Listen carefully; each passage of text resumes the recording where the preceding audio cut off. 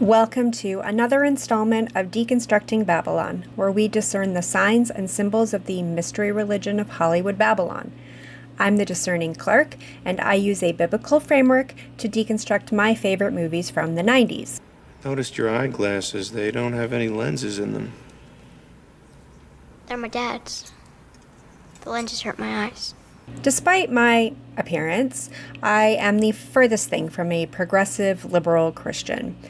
I'm not Orthodox either, or Reform. I'm not Protestant, Catholic, Jewish, Jehovah's Witness, Seventh-day Adventist, Calvinist, or Arminian.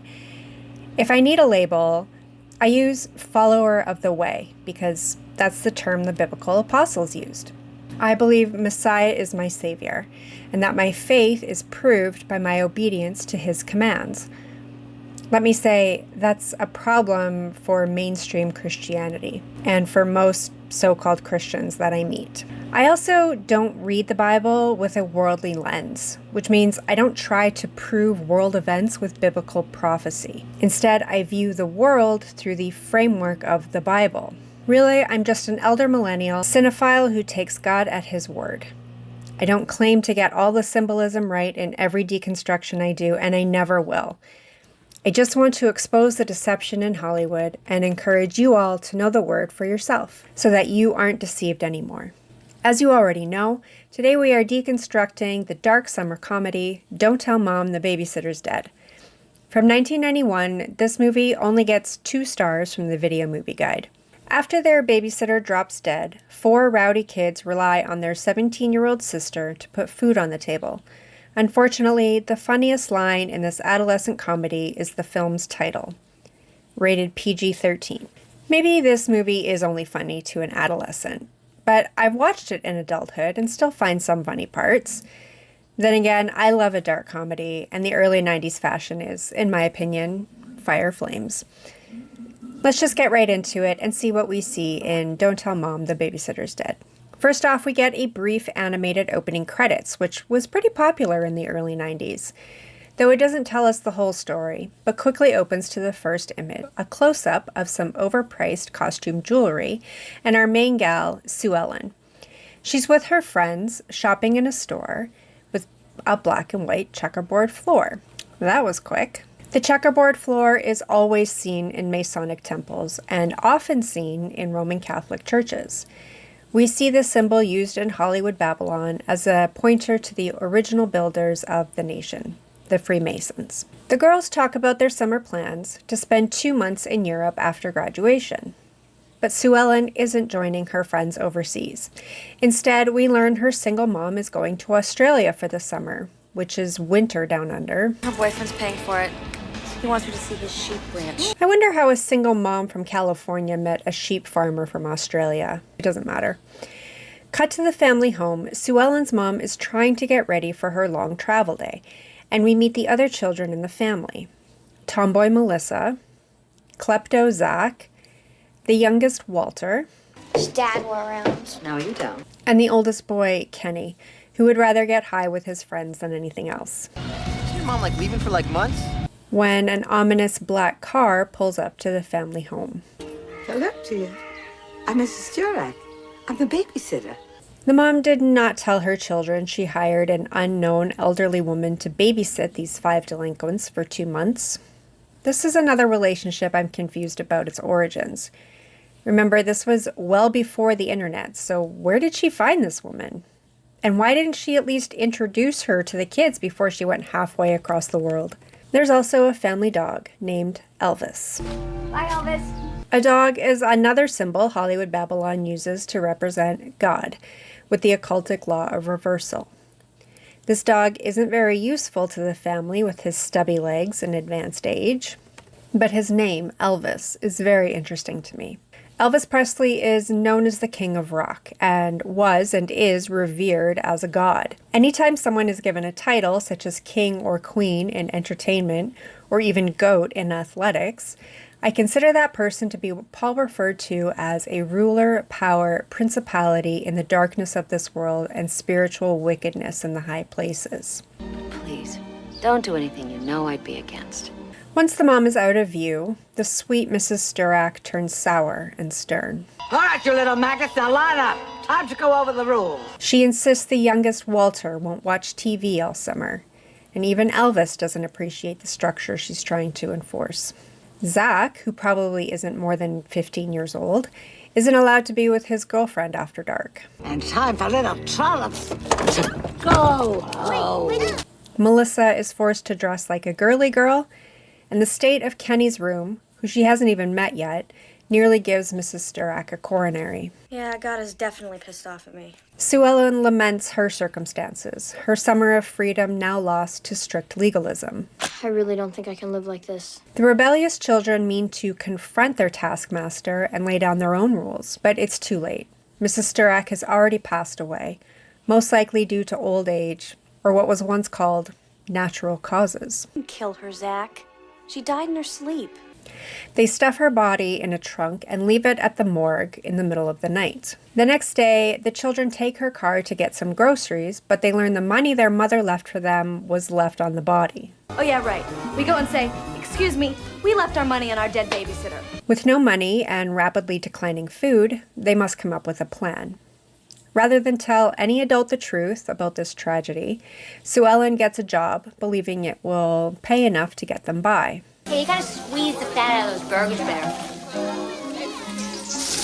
She finds work at a fast food chain, Clown Dog.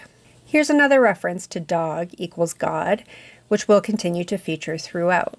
The clown is a symbol I've not fully examined on the channel before, and to be honest, I know very little about the symbolism and meaning.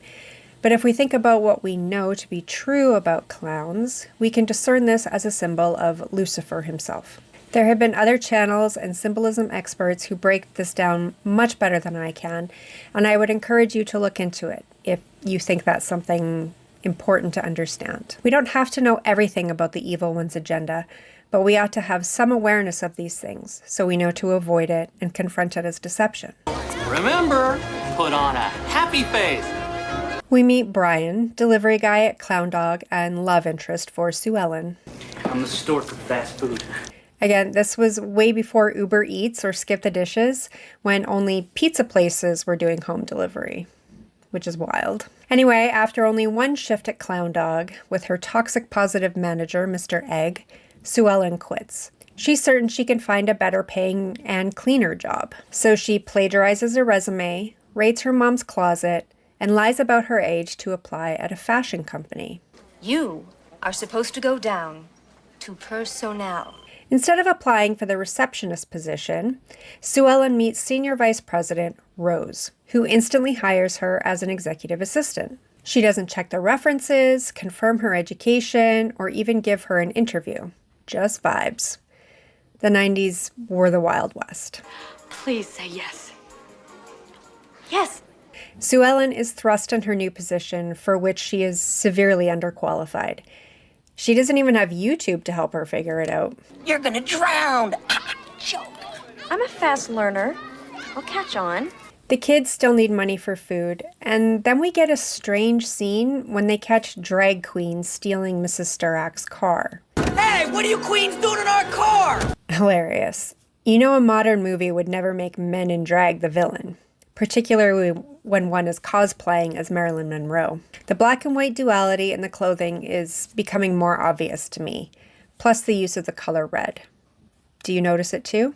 With no way home and no one to ask for help, it's Brian to the rescue in his clown car. Who's the bozo? He even comes in clutch with leftover food for the starving family. Monday morning rolls around, and so Sue Ellen's first day in corporate. She wakes up early to commute to the city, where she has to face the jilted receptionist whose position she took. Well, don't bother getting too settled in, But Sue Ellen does just that when she learns the company isn't in high fashion, but specializes in retail, food service, and hospitality uniforms. She already starts to feel overwhelmed with the workload and job requirements. Don't feel overwhelmed.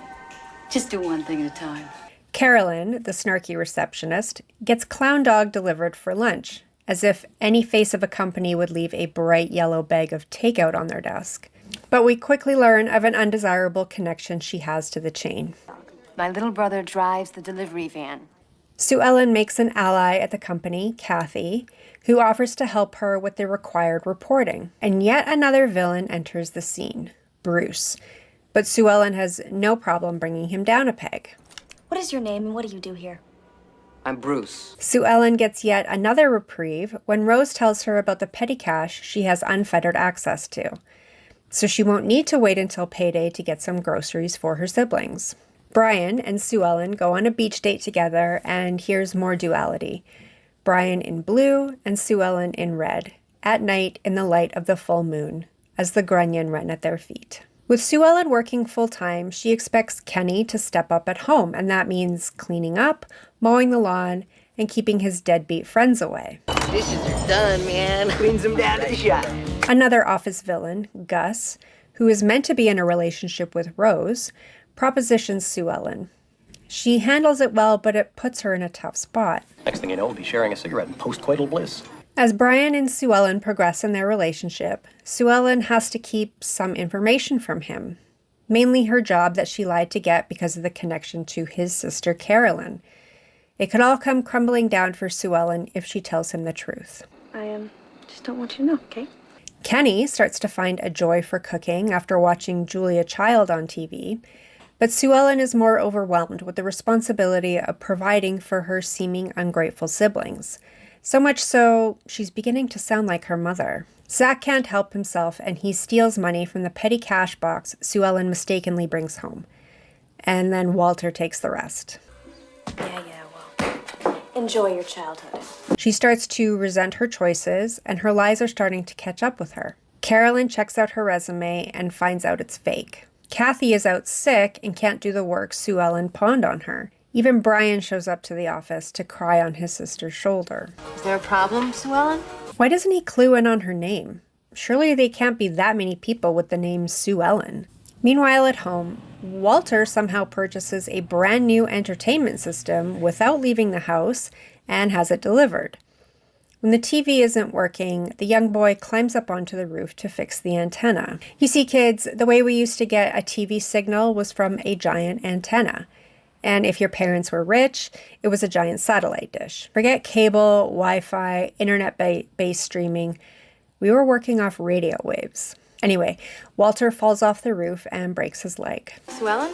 River Ridge Hospital's on line 3. There's an emergency with your son. When they get back home, Sue Ellen learns her siblings took almost all the money from petty cash and she can't afford to pay it back. I'm an embezzler.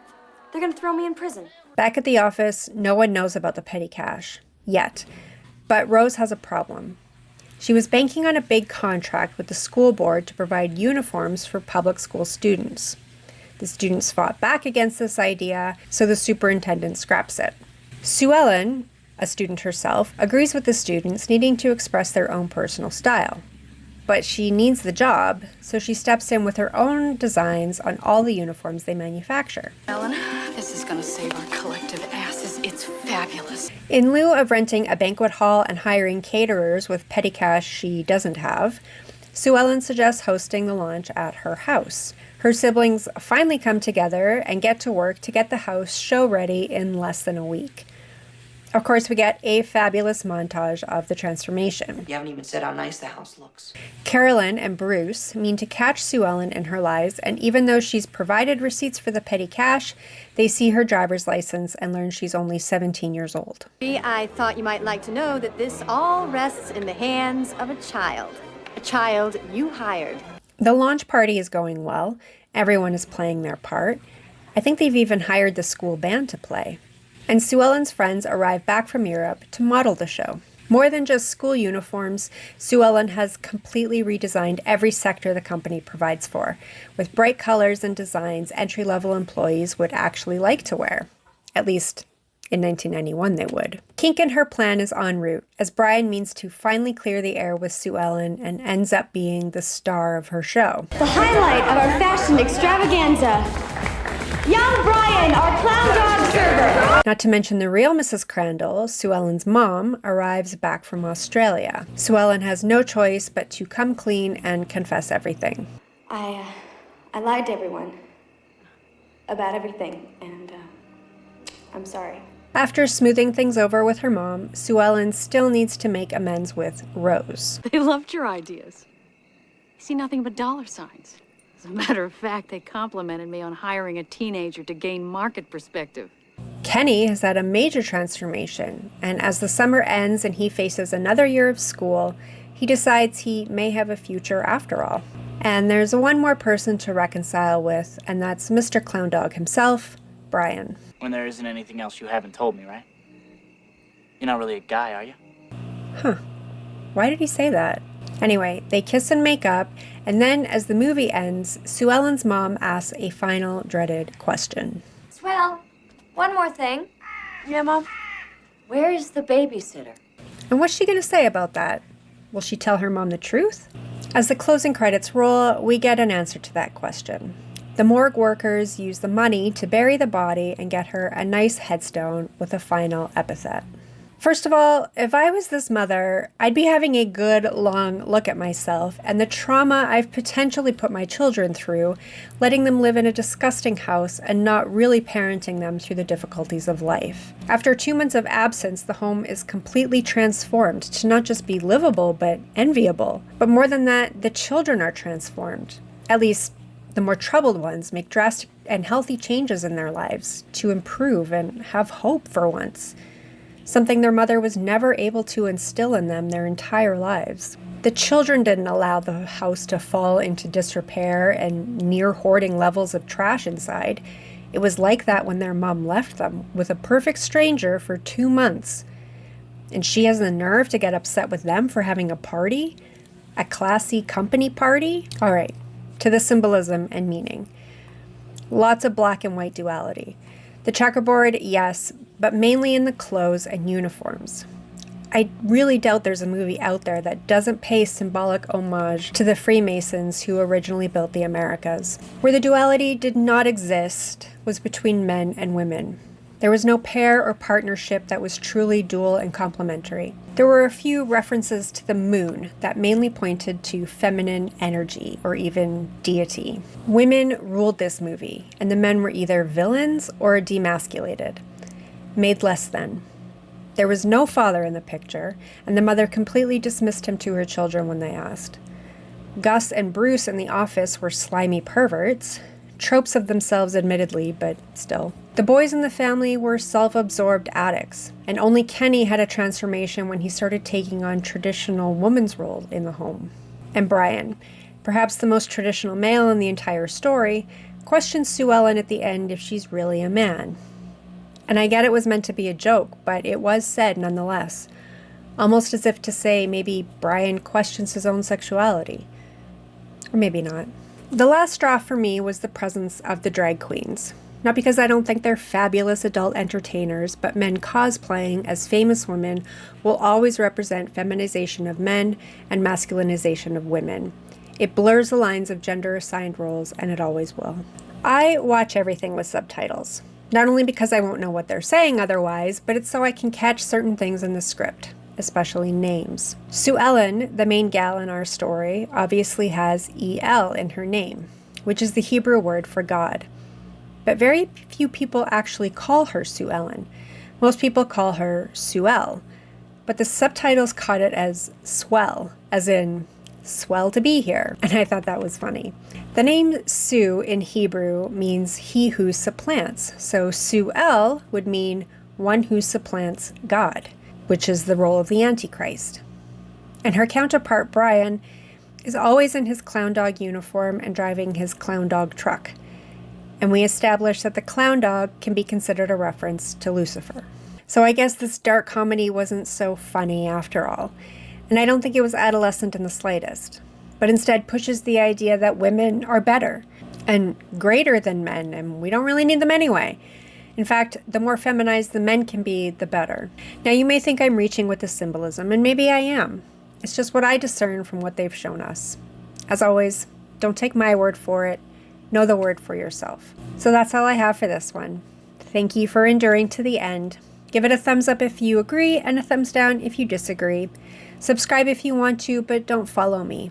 Follow the one who saves you. And until next time, keep looking up.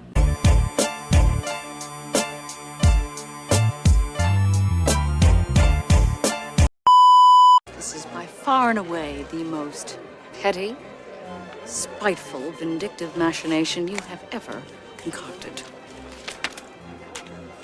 Grow up.